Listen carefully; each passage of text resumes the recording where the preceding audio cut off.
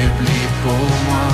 Mon but ce matin est que vous compreniez que Jésus est le roi de toute la terre à jamais et que vous vous rendez à lui totalement. J'aimerais qu'en sortant d'ici, vous soyez en mesure de dire que Jésus est le chef de ma vie. Il est celui que je ne peux pas refuser. Même s'il me demande de lui donner de l'argent, de me déménager, de faire quelque chose pour quelqu'un d'autre, je le ferai pour Jésus, celui qui est mon grand chef.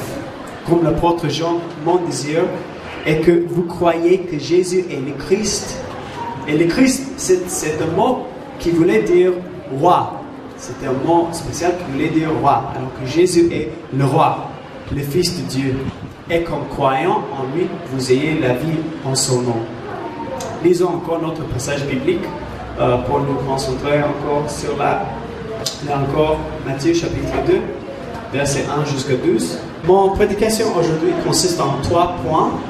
3 points. Le premier point, j'espère que vous allez voir ici qu'il y a un roi extraordinaire qui est né.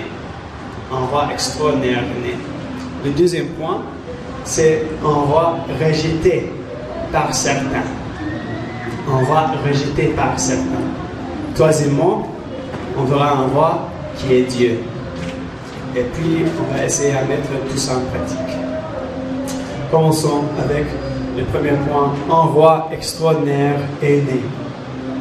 J'espère que vous avez constaté que dans cette histoire, quelque chose hors de l'ordinaire se passe maintenant. Lisons encore les premiers quelques versets.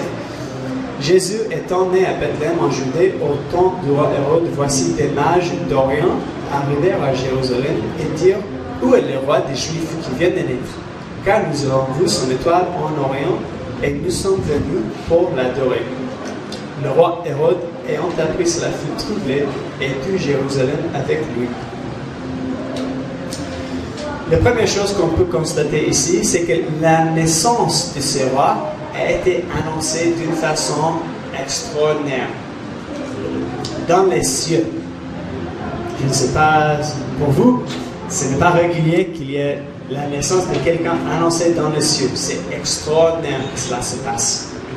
Deuxièmement, on voit que c'est extraordinaire quand un roi est né dans un royaume et le roi actuel ne le sait pas.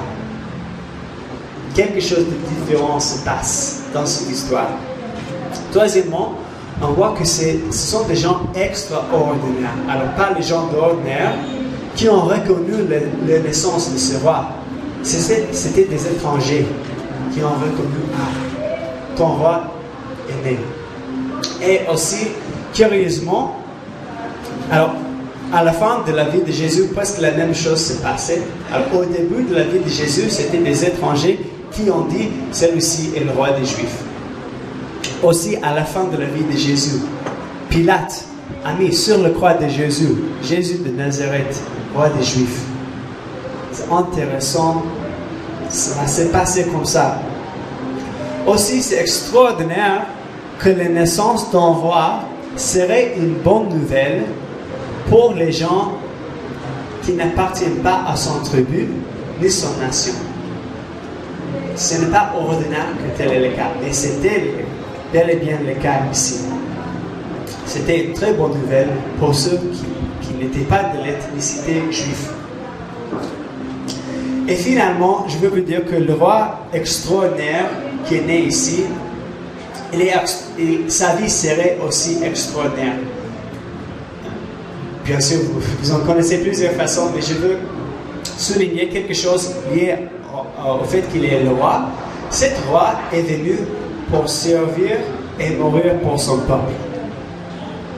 Jésus a dit lui-même plus tard qu'il est venu, Matthieu chapitre 28, Jésus a dit qu'il est venu non pour être servi, mais pour servir et pour donner sa vie pour plusieurs. Cela est l'inverse de ce que les rois humains font. J'espère que vous avez constaté ça. Les rois humains font en sorte que c'est leurs citoyens qui font le travail, qui mènent la bataille, qui meurent, tout ça pour que le roi puisse vivre. D'accord? Les rois eux-mêmes cherchent à faire en sorte que leurs citoyens font tout le travail, ce qui est difficile, pour que le roi ait une vie aisée, surtout dans les richesses mondiales. Mais cet roi, Jésus, est venu pour faire l'inverse. Il s'est fait pauvre pour que les citoyens dans son royaume puissent devenir riches dans les richesses spirituelles, surtout qu'ils aient la vie éternelle, qu'ils aient l'héritage d'être un enfant de Dieu. C'est l'inverse, c'est un roi extraordinaire qui ferait cela.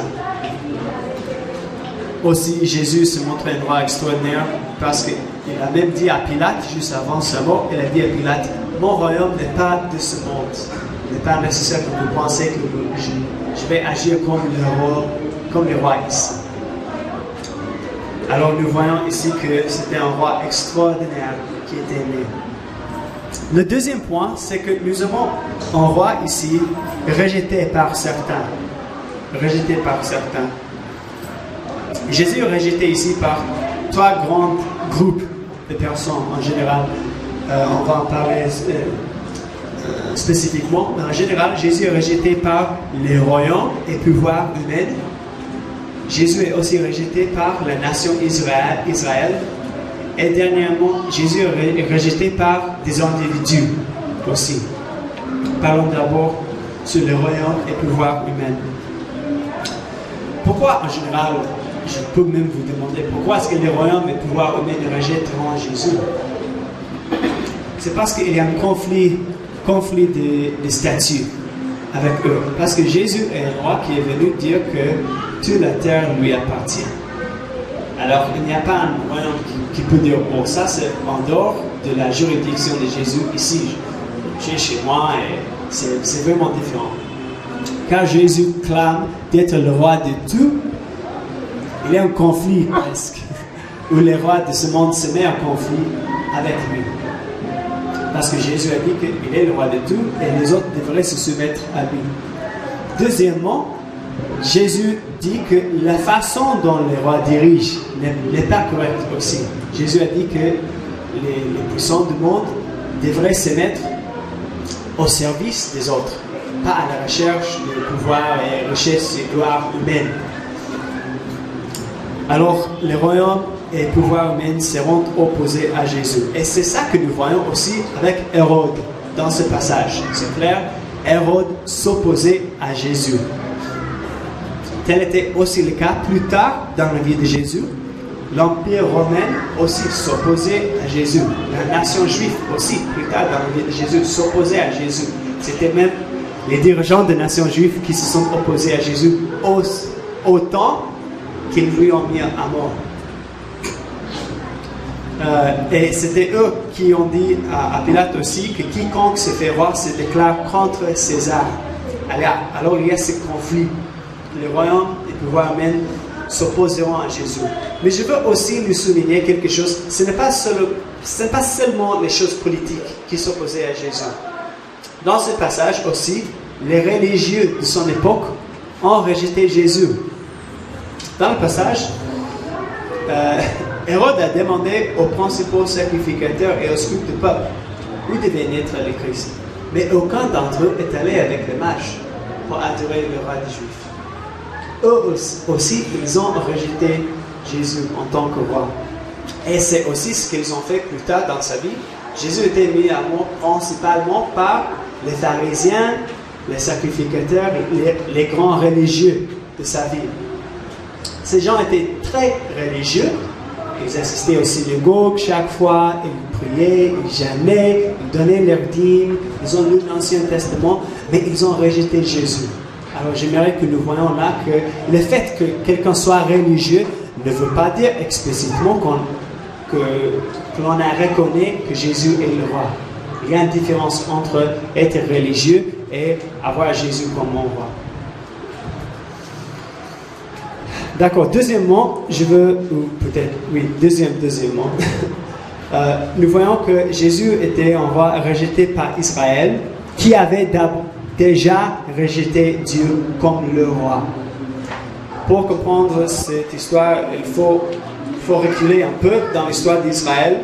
S'il vous plaît, tournez avec moi dans vos Bibles à 1 Samuel, chapitre 8. 1 Samuel, chapitre 8. Si quelqu'un trouve la page, on peut le lire.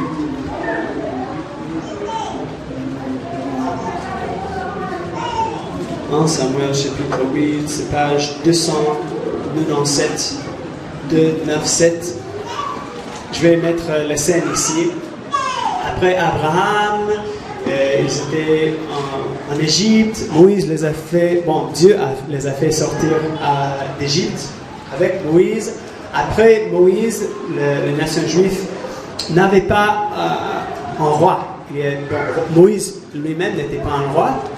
Les nations juives étaient dirigées par des juges. Il y avait une série de juges après Moïse. Et voici, il arrive à avant-dernier juge qui s'appelle Samuel. D'accord? On va commencer à lire à partir du verset 4 ici. Tous les anciens d'Israël s'assemblèrent et vinrent auprès de Samuel à Rama et lui dirent: Voici, tu es vieux et tes fils ne marchent point sur tes traces. Maintenant, établis sur nous un roi pour nous juger, comme il y en a chez toutes les nations. Samuel vit avec déplaisir qu'il disait: Donne-nous un roi pour nous juger. Samuel pria l'Éternel. L'Éternel dit à Samuel: Écoute la voix du peuple dans tout ce qu'il te dira, car ce n'est pas toi qu'il rejette, c'est moi qu'il rejette, afin que je ne règne plus sur eux. Ils agissent à ton égard comme ils ont toujours agi depuis que je les ai fait monter d'Égypte jusqu'à ce jour.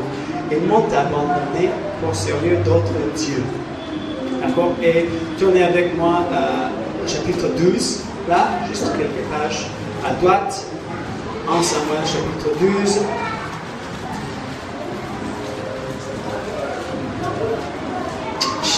Et verset 12.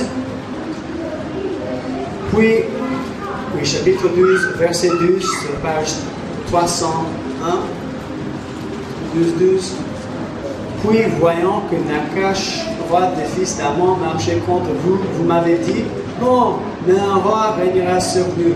Et cependant, l'Éternel, votre Dieu, était votre roi. Alors, je veux que nous comprenions pendant ce moment ici, avant le roi Saoul et David et les autres, c'était le cas que Dieu était le roi d'Israël. Et lorsqu'ils ont demandé un roi humain, ils ont rejeté Dieu comme leur roi. J'espère que vous voyez ça. C'était Dieu qui était le roi et il a dit clairement, ils ont eu tort de rejeter Dieu comme le roi. Et nous voyons une répétition de ça dans ce passage encore. Jésus, le roi qui vient, qui est Dieu, a été encore rejeté par Israël. Mais ce n'est pas la première fois. Israël avait déjà rejeté Dieu en tant que roi. On le voit au début de la vie de Jésus et encore à la fin. Encore à la fin. Nous voyons ça surtout, par exemple, en Jean, chapitre 19, 15. Vous pouvez tourner avec moi, c'est trop intéressant. Jean, chapitre 19, 15.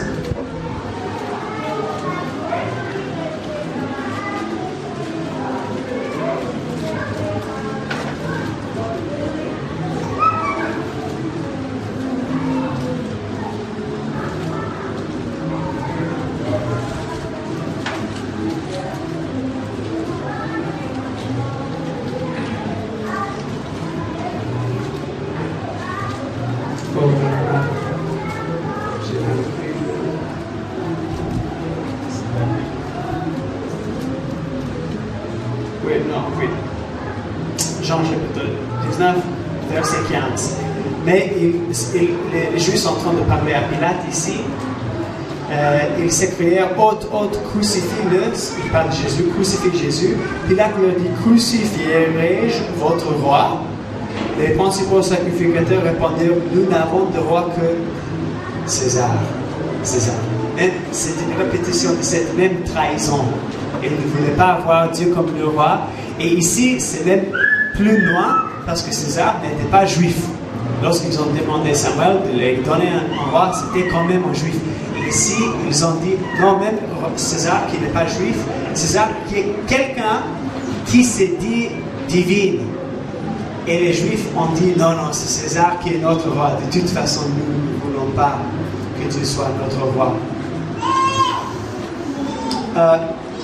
Troisièmement, on voit dans ce passage que plusieurs individus ont rejeté Jésus.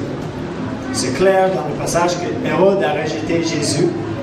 Il a alors rejeté le plan de Dieu pour sa vie, pour Israël, parce qu'il savait que cela a été écrit par le prophète. Il savait que c'était divin. Mais Hérode ne voulait pas céder à la volonté de Dieu. Il y avait un roi qui est venu, il était roi, ça voulait dire, d'habitude, on devrait céder pour le roi. Mais Hérode ne le voulait pas. Pourquoi? Parce qu'il avait le pouvoir. Oui, il ne voulait pas, de toute façon, perdre cela. Et il a fait des choses horribles pour chercher à retenir son pouvoir. Des choses horribles. Continuons encore Matthieu chapitre 2. Rentrons à notre passage. Matthieu chapitre 2. Je commence à verset 12. On va continuer juste un peu de plus pour que vous puissiez comprendre ce que Hérode a fait. Puis, divinement avertis en songe de ne pas retourner vers Hérode, ils regagnèrent leur pays par l'autre chemin. Je suis à la page 936. 926.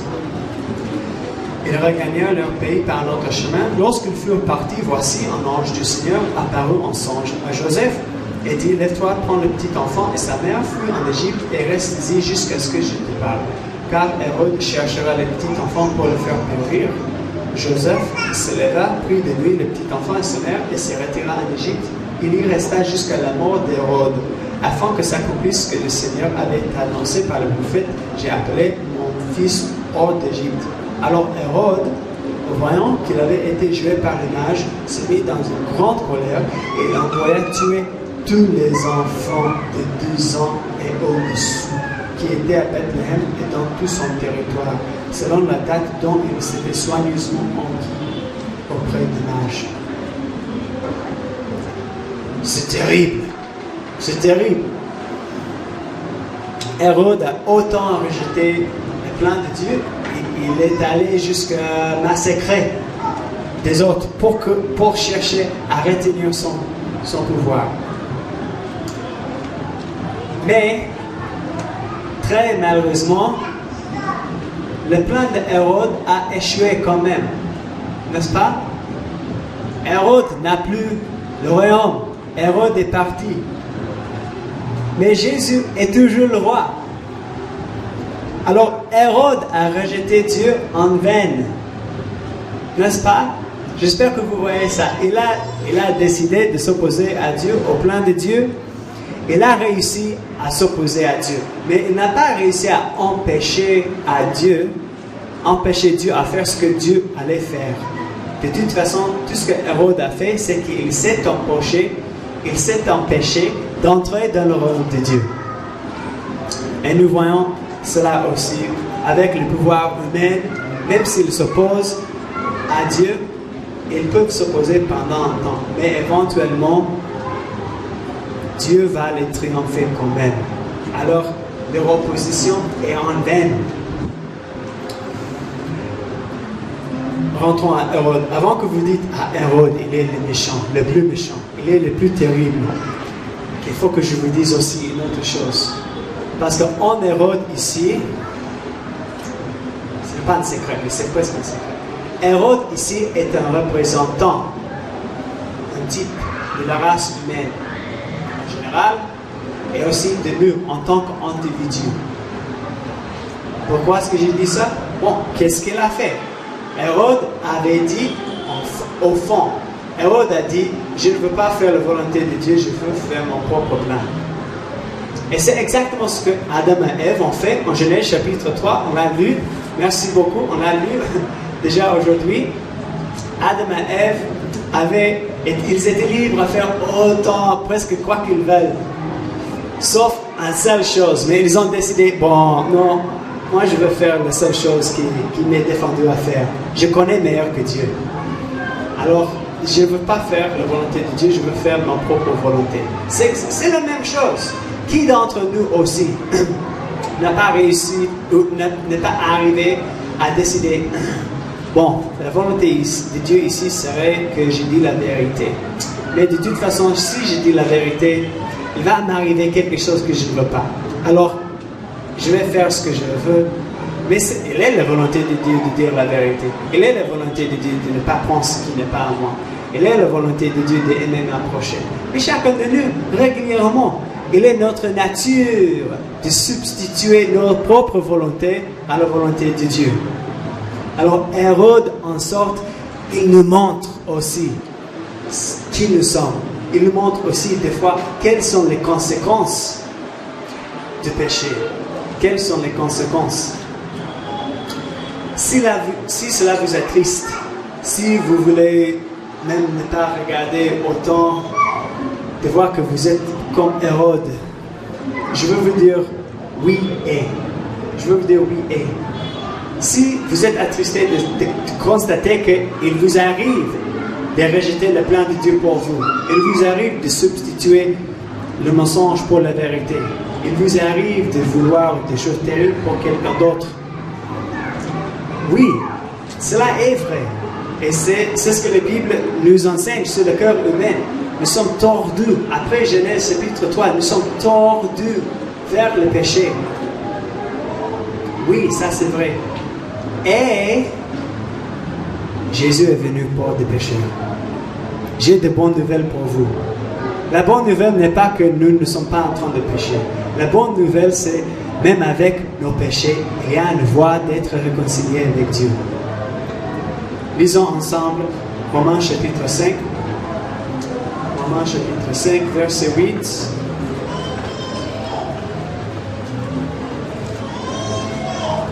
Romains chapitre 5, verset 8. C'est la page 1098. 1098. Romains chapitre 5, verset 8. Mais Dieu prouve son amour envers nous en ce que lorsque nous étions encore des pécheurs, Christ est mort pour nous. 1 Timothée chapitre 1, verset 15 dit presque la même chose, n'est pas nécessaire d'y aller, je l'ai pour vous. C'est une parole certaine et entièrement digne d'être reçue que Jésus-Christ est venu dans le monde pour sauver les pécheurs. Les pécheurs.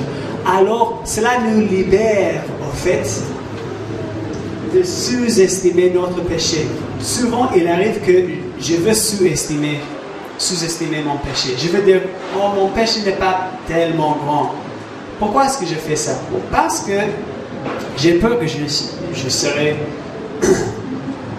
puni si mon péché est réellement grand. Alors je cherche à minimiser le péché. Bon, cela n'est pas réellement péché. Ou si tu vois, avec les conséquences, les circonstances là faisaient en sorte que ce n'était pas grave. Mais cela n'est pas l'évangile. L'enseignement biblique est très clair que notre péché est tellement grave, totalement grave, entièrement grave. La solution pour nous d'avoir une bonne relation avec Dieu n'est pas minimiser notre péché, il est de maximiser ce que Jésus a fait. Nous sommes libres de confesser nos péchés. Oui, j'ai fait comme Hérode. Oui, j'ai voulu que mon ennemi meure. Oui, j'ai voulu substituer ma volonté plutôt que la vérité. Ici, oui, j'ai pris ce qui n'était pas à moi. Nous sommes libres à faire ça. Pourquoi? Parce que Jésus est venu pour des pécheurs. Jésus a dit qu'il est venu pour les malades, pas ceux qui sont déjà en bonne santé. Alors, je veux vous encourager. Vous pouvez accepter que vous êtes un pécheur. Parce que il y a une bonne option pour nous. Mais si vous voulez rejeter Jésus comme votre roi, j'ai de mauvaises nouvelles pour vous. J'ai de mauvaises nouvelles pour vous. Mais si vous voulez accepter Jésus comme votre roi, il y a une très très très bonne nouvelle. D'accord, continuons. Notre troisième point, c'est que nous avons dans ce passage un roi qui est Dieu. Un roi qui est Dieu. Pourquoi est-ce que je dis ça? Parce que presque tout le monde qui a lu ce passage a constaté qu'il y a quelque chose d'incroyable et surnaturel qui se passe dans ce passage. Ce n'est pas du tout normal. Qui a fait venir l'étoile? Dieu. Qui a permis à ce que les mages comprennent l'étoile? Dieu. Qui a fait en sorte que Jésus soit né d'une vierge? Dieu. Qui a déplacé l'étoile au bon endroit pour montrer exactement chez Jésus ici? Dieu. Qui a averti les mages dans un songe de ne pas rentrer vers Hérode? C'est Dieu. Il y a quelque chose de divin qui se passe ici. Et pourquoi? Parce que ce roi est Dieu. Cela est même plus clair dans les prophéties sur Jésus. Le pasteur en a déjà prêché. Je veux juste rentrer encore pour qu'il soit clair pour nous. Il voit que ce roi qui était prophétisé serait Dieu. Nous sommes en Ésaïe chapitre 9. Ésaïe chapitre 9, à partir du verset 5. Je vais juste souligner les paroles qui nous montrent que c'est Dieu. Car un enfant nous est né, un fils nous est donné, et la domination reposera sur son épaule. On l'appellera admirable, conseiller, Dieu puissant, Père éternel. Il s'agit de Dieu alors. On va appeler un enfant Dieu. Chez les Juifs, c'est interdit. Tu ne peux pas appeler un être humain Dieu. Mais telle était la prophétie. Aussi en Michée chapitre 2, chapitre 5. Michée chapitre 5. Et toi, Bethléem Ephrata, petite entre les milliers de Juda, de toi sortira pour moi celui qui dominera sur Israël et dont l'origine remonte aux temps anciens, au jour de l'éternité. Il parle d'un enfant qui est éternel. Oui. Il se présentera, il gouvernera avec la force de l'Éternel, avec la majesté du nom de l'Éternel. Ils auront une demeure assurée qu'elle sera glorifiée jusqu'aux extrémités de la terre. C'est une description de qui? Quelqu'un dont l'origine remonte aux temps anciens, quelqu'un qui a la force de l'Éternel, qui a la majesté de l'Éternel, qui serait glorifié jusqu'aux extrémités de la terre. Ce n'est pas un être humain. Cela décrit Dieu. Et c'est pourquoi aussi nous voyons dans ce passage que même les mages, ils sont venus, qu'est-ce qu'il a dit à la fin là? Ils sont venus pour l'adorer. Ils se prosternèrent et l'adorèrent, verset 11. Il s'agit de quelque chose de divin maintenant. D'accord, essayons de mettre tout ça à l'application maintenant. En quoi est-ce que ça peut impacter ma vie? Ici à Bukavu, 2021. D'ailleurs, bonne année tout le monde. J'ai oublié à vous dire. Bonne année, oui. S'il est vrai qu'un roi extraordinaire est né, s'il est vrai que plusieurs ont rejeté ce roi, mais s'il est aussi vrai que ce roi est Dieu, comment est-ce que ça peut impacter ma vie maintenant? La première question de savoir pour vous personnellement, il ne faut pas me le dire, mais est de vous demander, est-ce que ce roi est mon roi? Est-ce que ce roi est mon roi? Il n'y a que deux réponses, soit oui, soit non. C'est impossible de dire, bon, Jésus est 60% mon roi. Ça ne marche pas. Jésus lui-même a dit, tu ne peux pas avoir 2 mètres. Tu ne peux pas avoir 2 mètres. Et puis, s'il est votre roi, en quoi est-ce que ça se montre? Qu'est-ce que ça veut dire que Jésus est mon roi? Qu'est-ce que ça veut dire? D'une façon très simple, ça veut dire alors que je fais la volonté de Jésus plutôt que le mien. D'une façon très très très simple, c'est ça que ça veut dire. Que c'est Jésus qui est le roi, je ne suis plus le roi de ma propre vie. D'accord? D'une façon très simple. Mais en parlant un peu de plus, je veux souligner que si Jésus est mon roi, cela ne veut pas dire simplement que je deviens très religieux. Ce n'est pas la même chose. Ce n'est pas la même chose. Rappelez-vous, les religieux pendant la vie de Jésus ont rejeté Jésus comme religieux.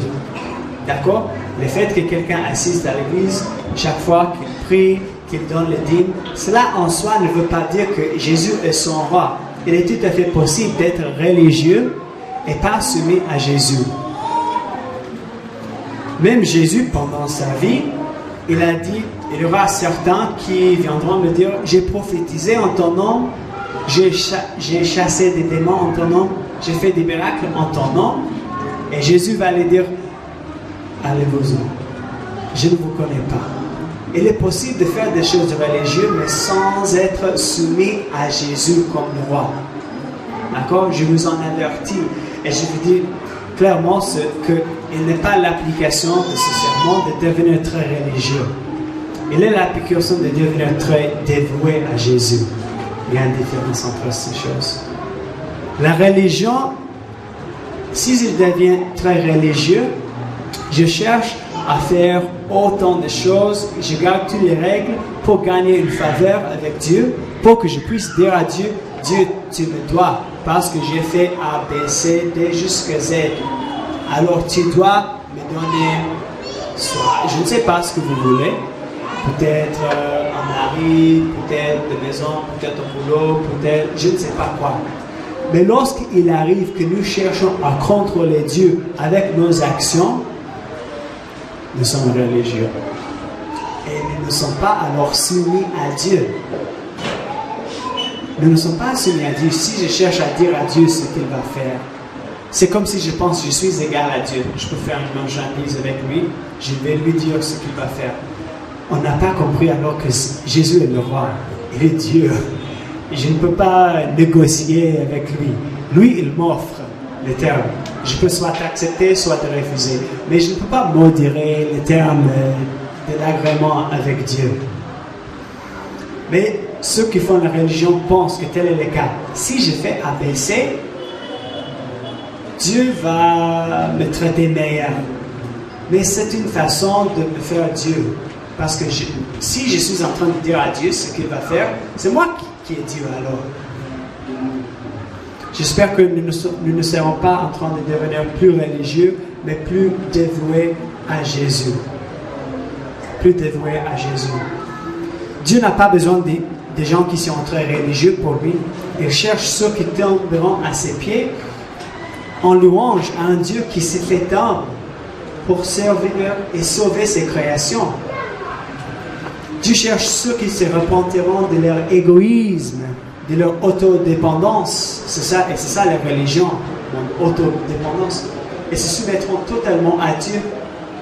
Dieu cherche ceux qui comprennent combien ils ont péché et combien ils ont besoin de Dieu, et aussi combien Dieu les aime et que Dieu les a pardonnés. Quelqu'un comme ça comprendront ce que Dieu leur offre et combien cela a une valeur inestimable. Et quelqu'un, alors qu'il a été pardonné d'une dette inestimable, vivra alors une vie pleine de reconnaissance et amour envers Dieu. Et aussi envers les autres, parce que cet même Dieu, cet même roi qui lui a pardonné, a dit aussi, allez, aimez les autres. J'espère qu'en sortant d'ici, nous pouvons dire à Jésus, quoi que tu veuilles, je le ferai. Je te dois toute ma vie. Tu es mon roi, je suis ton serviteur.